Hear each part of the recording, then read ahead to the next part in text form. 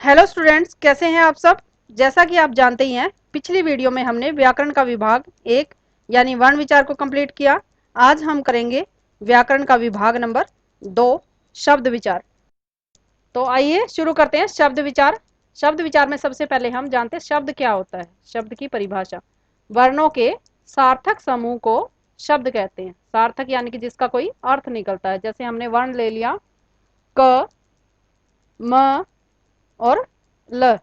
ये तीन वर्ण है हमारे पास। अगर हम इनको जोड़ते हैं तो शब्द बनता है कमल। कमल का अर्थ क्या होता है? फूल होता है, आप जानते ही हैं।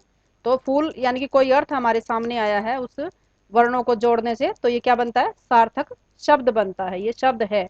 इसी का उल्टा अगर हम लेते हैं म, क और ल, वर्ण वही है लेकिन हमने इनको उल्टा सीधा जोड़ दिया है, तो क्या बनता है? मकल। इसका मकल का कोई अर्थ नहीं होता, यानी कि ये निरर्थक शब्द है, तो हम इसको शब्द नहीं कहेंगे मकल को। कमल हमारा शब्द है, मकल शब्द नहीं है। तो यानी कि शब्द की परिभाषा क्या है? वर्णों के सार्थक समूह को शब्द कहते हैं। जिसका कोई अर्थ निकले उसको ही हम शब्द कहते हैं। आगे है, शब्द के चार तत्व होते हैं। नंबर 1 उच्चरित, नंबर 2 श्रव्य, बुद्धिग्राह्य और अर्थबोधक। उच्चरित यानी कि जो भी उच्चारण किया जाता है। दूसरा श्रव्य, जो हम सुनते हैं।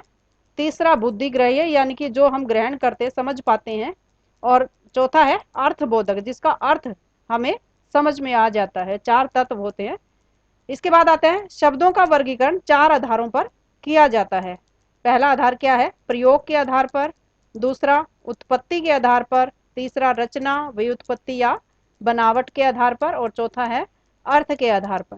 तो आज हम सबसे पहले करेंगे प्रयोग के आधार पर।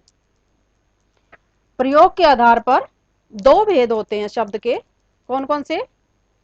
विकार के आधार पर दो होते हैं। दो आधारों पर बांटा जाता है, विकारी और अविकारी। अब विकारी के भी चार भाग होते हैं और अविकारी के भी चार होते हैं। आप याद रखेंगे, प्रयोग के आधार पर दो भागों में बांटा जाता है इसको, विकारी और अविकारी। विकारी के भी चार पार्ट होते हैं और अविकारी के भी चार होते हैं। विकारी का सबसे पहले होता है संज्ञा, फिर आता है सर्वनाम, फिर क्रिया और फिर विशेषण। इसी तरह से अविकारी के भी चार पार्ट होते हैं, क्रिया विशेषण, संबंध बोधक, समुच्चय बोधक और विस्मयादि बोधक।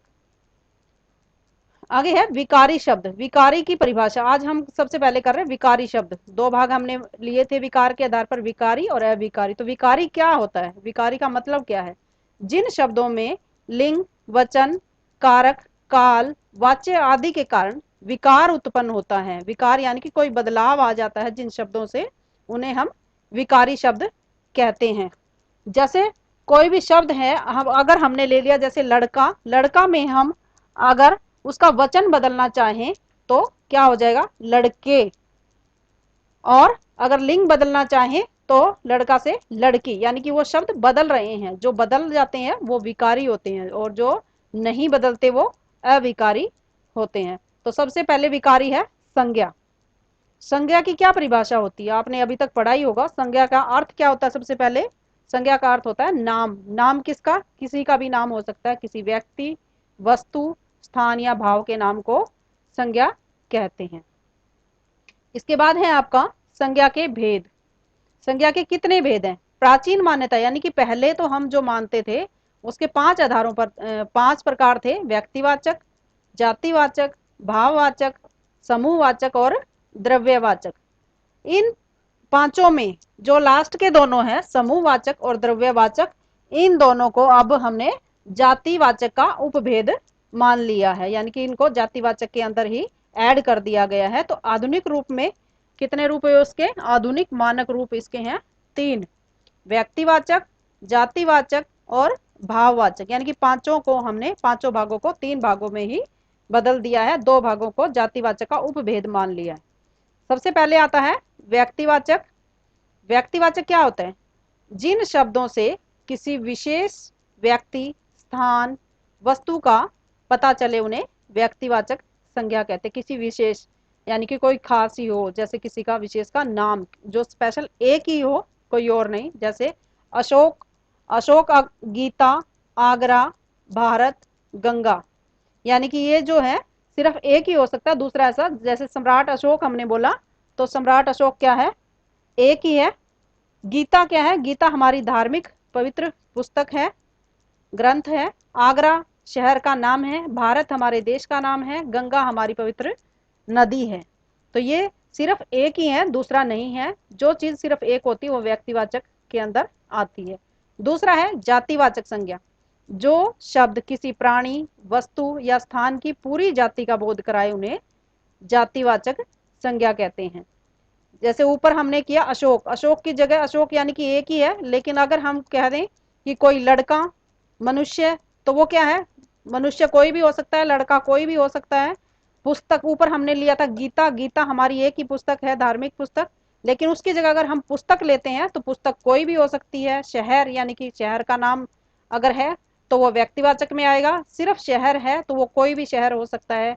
देश से भी कोई भी देश हो सकता है, नदी कोई भी हो सकती है। तो ये सारे शब्द जो हैं ये जातिवाचक में आएंगे। मनुष्य, पुस्तक, शहर, देश, नदी आदि ये सारे क्या हैं, जातिवाचक संज्ञा के अंदर आएंगे। नंबर 3 है भाववाचक संज्ञा। जिन शब्दों से किसी भाव, गुण, अवस्था या क्रिया के व्यापार का बोध होता हो उन्हें भाववाचक संज्ञा कहते हैं। जैसे थकान, बुढ़ापा, मिठास, ऊंचाई, चढ़ाई आदि। याद रखने के लिए आप ये याद रखोगे कि जैसे हमने ऊपर दोनों में किया था व्यक्तिवाचक और जातिवाचक, इसके अलावा भाववाचक क्या होते हैं, भाववाचक जो कि हम देख नहीं सकते, छू नहीं सकते, सिर्फ महसूस कर सकते हैं, वो चीजें हम इसके अंदर लेंगे। जैसे मिठास है, मीठी कोई वस्तु हो सकती है, जैसे चीनी अगर हमने लिया है तो चीनी क्या है, चीनी को हम देख सकते हैं लेकिन मिठास को हम देख नहीं सकते। चढ़ाई, मिठास, बुढ़ापा ये सारी चीज क्या है, भाववाचक के अंदर आएंगी, थकान आदि। इसके बाद आपका आता है गणनीय। गणनीय यानी कि जिसकी गणना की जा सकती है, जिसकी हम गिनती कर सकते हैं। नंबर 1 समूहवाचक। ऐसे शब्द जिनसे समूह या समुदाय का, समुदाय यानी कि दल का बोध हो, जैसे परिवार, भीड़, सेना, दल यानी कि ग्रुप के बारे में जिसमें पता चलता है। इनका प्रयोग एक वचन में किया जाता है, ये स्पेशल याद रखोगे आप। समूहवाचक का प्रयोग एक वचन में किया जाता है, जैसे भीड़ आ गई, सेना आ गई, ये सब एक वचन में प्रयोग किया जाता है, चाहे उसके अंदर कितने भी व्यक्ति हों। दूसरा है द्रव्यवाचक संज्ञा।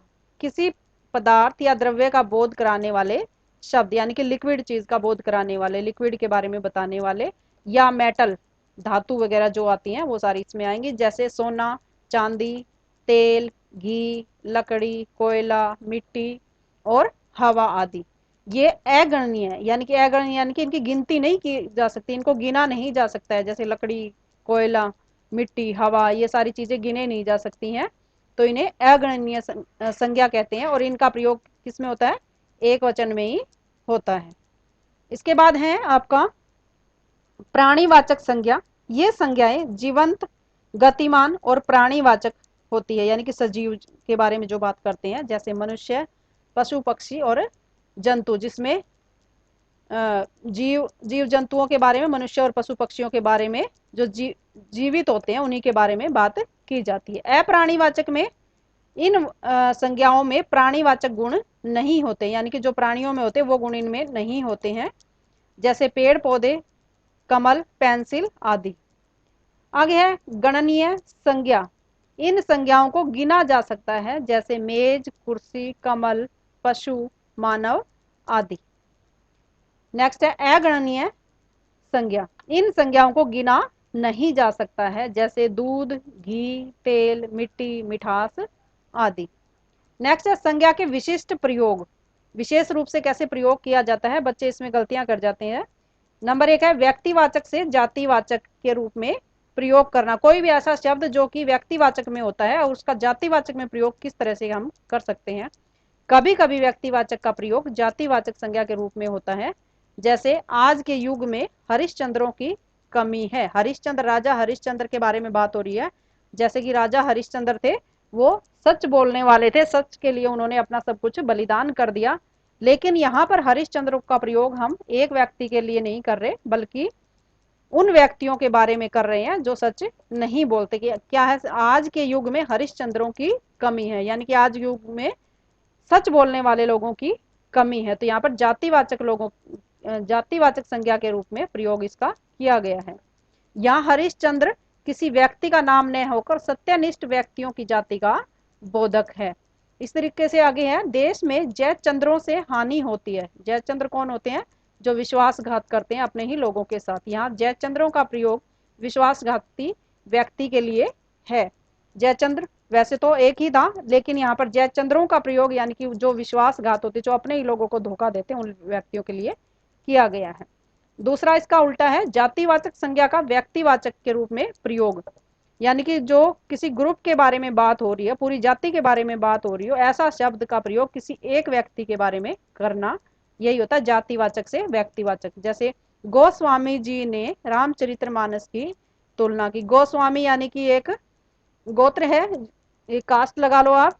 इसका प्रयोग एक व्यक्ति के बारे में किया जा रहा है। या गोस्वामी का प्रयोग किसी जाति का नाम न होकर व्यक्ति विशेष तुलसीदास का बोधक है, यानी कि सिर्फ तुलसीदास के बारे में बात की जा रही है, गोस्वामी पूरी जाति के बारे में नहीं। इसी तरीके से पंडित जी भारत के प्रथम प्रधानमंत्री थे। पंडित जी यानी कि हर पंडित जो है वो नहीं था, बल्कि यहाँ पंडित से मतलब है पंडित जवाहरलाल नेहरू जी के बारे में बात हो रही है। तो ये थी आपके जातिवाचक से व्यक्तिवाचक के रूप में प्रयोग। तो ये था आज का हमारा संज्ञा का चैप्टर। उम्मीद करती हूँ आपको अच्छे से समझ आया होगा। अगली वीडियो के लिए हमारे साथ बने रहें। अगर आपने अभी तक चैनल को सब्सक्राइब नहीं किया तो सब्सक्राइब कीजिए। धन्यवाद।